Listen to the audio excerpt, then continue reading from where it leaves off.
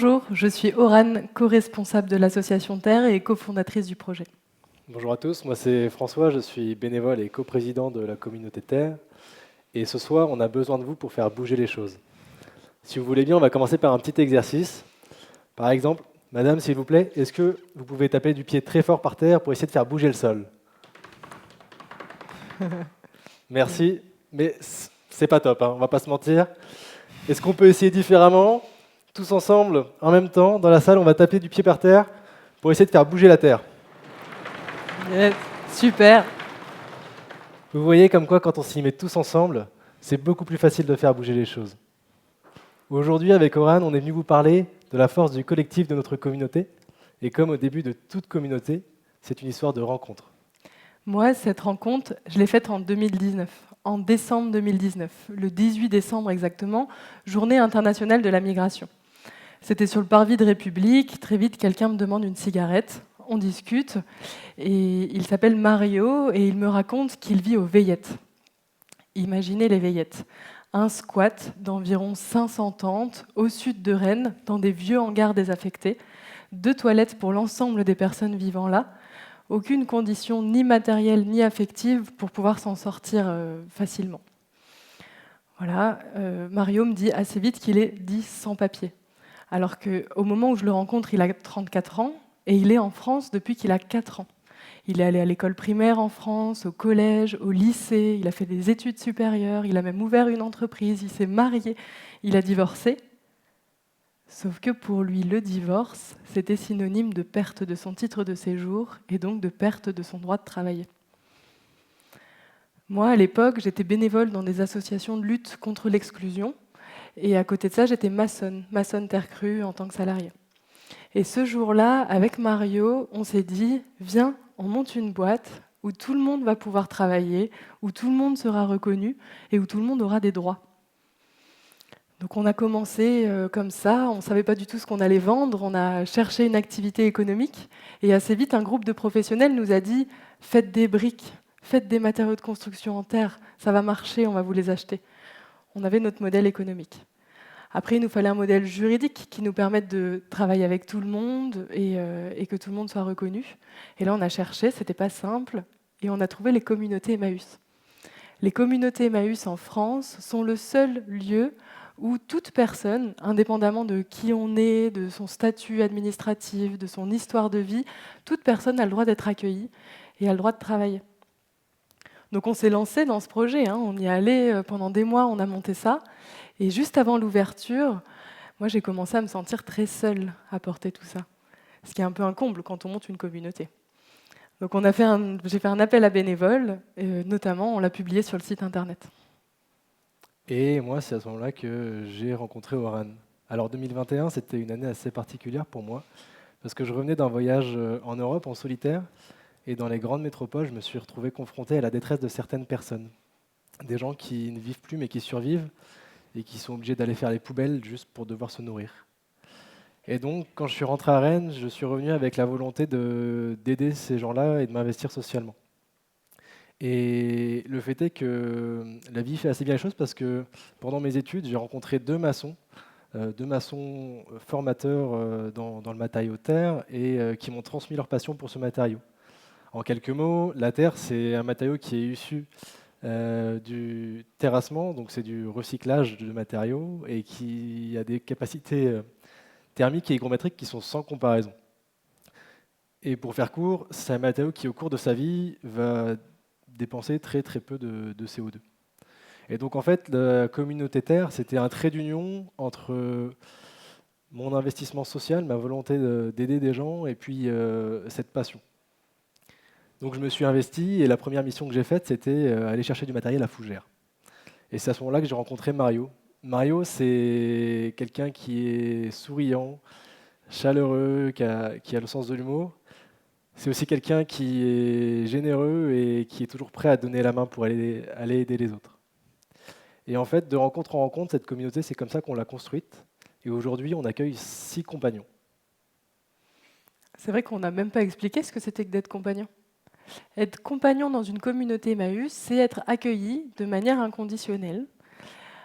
où tous les besoins primaires sont pris en charge par la communauté, donc nous par l'association, c'est-à-dire qu'on met à disposition un logement avec tous les fluides du logement, de la nourriture, des produits d'hygiène, un habillement de base, un accès à la culture aussi. On a rajouté, ça nous arrive d'aller par exemple aller voir des spectacles lors du festival du Grand Soufflet. En plus de ça, les personnes qui rejoignent la communauté sont accompagnées pour aller vers leur projet de vie, voir de quoi ils ont envie et comment y accéder. Il y a des cotisations sociales, ils payent des cotisations sociales, ils cotisent à l'URSSAF, à la sécurité sociale et à la retraite, pardon. Et en échange et ils sont payés, ils ont aussi une allocation pour leur présence à la communauté. Et en échange de ça, ils participent aux activités de la structure. Chez nous, donc vous l'avez compris, il y a une fabrication de matériaux de construction en terre, comme sûrement vous la voyez ou vous l'avez vu derrière. En même temps, on a développé la pose de ces matériaux en chantier, donc on fait aussi des chantiers de maçonnerie en terre, de réhabilitation du bâti ancien ou de construction neuf. Plus récemment, nous avons ouvert une recyclerie de matériaux.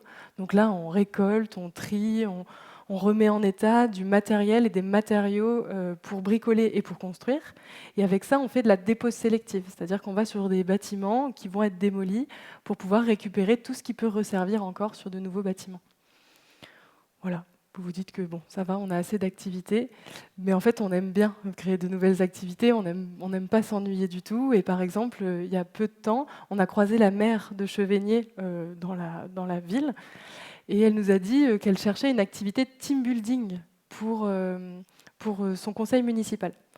Nous, pas froid aux yeux, on s'est dit oui, oui, on peut vous faire du team building, on peut vous créer des activités de team building. Donc on y est allé, on a fait nos premières activités comme ça, où on propose à la fois du travail sur les collectifs qu'on reçoit, et à la fois des activités beaucoup plus ludiques pour créer des liens. Et depuis ça a si bien marché qu'on s'est lancé aussi dans le team building. Et donc, comme j'ai commencé à vous l'expliquer tout à l'heure, aujourd'hui, cette activité, cette communauté, elle tourne avec 6 compagnons, une dizaine de bénévoles et 2 salariés. Oran vous a parlé de ce que nous faisions actuellement, mais à l'avenir, on souhaite accueillir jusqu'à 15 compagnons. Et donc, pour accueillir jusqu'à 15 compagnons, on est toujours à la recherche de nouvelles activités, toujours inconditionnelles, pour accueillir le plus grand nombre de personnes, par exemple des activités qui soient moins physiques et plus praticables en hiver. Aujourd'hui, nous cherchons. On est, par exemple, en train de développer des séjours adaptés pour les personnes en situation de handicap. Et donc, aujourd'hui, la communauté, c'est un espace où tout le monde se sent... C'est un espace de travail et c'est un espace où les compagnons se sentent en sécurité. Et ça permet aussi, l'objectif, c'est de permettre aux compagnons de se sentir bien, utiles, entourés et aimés. Par exemple, tous les ans, on part un week-end tous ensemble, que ce soit bénévoles, salariés ou compagnons. L'année dernière, par exemple, c'était à côté de la mer, à Saint-Quay-Portrieux.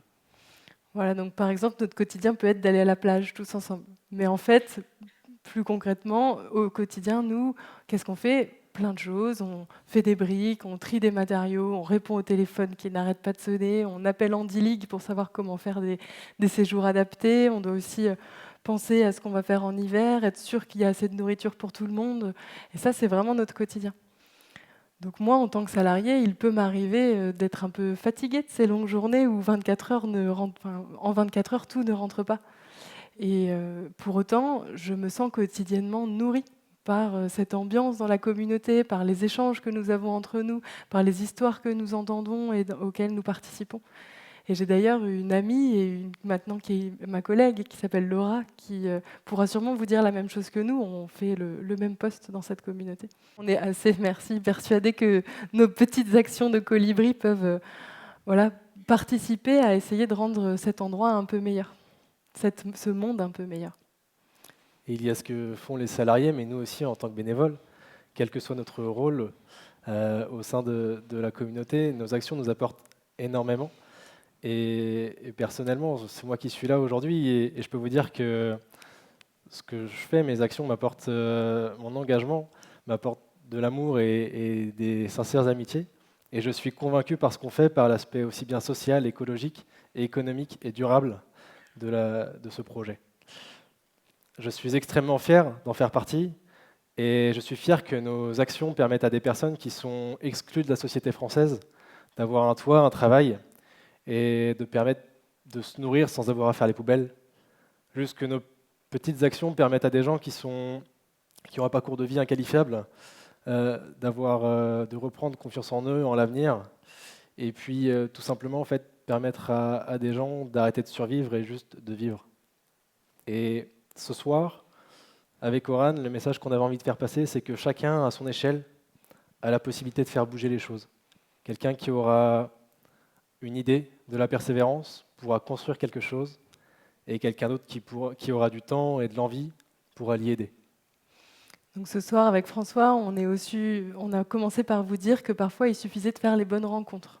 Et on se demandait si ce soir, cette rencontre, elle pouvait être avec vous.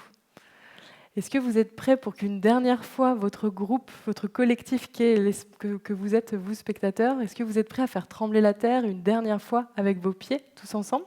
À 3. 1, 2, 3. Merci. Merci beaucoup. Merci.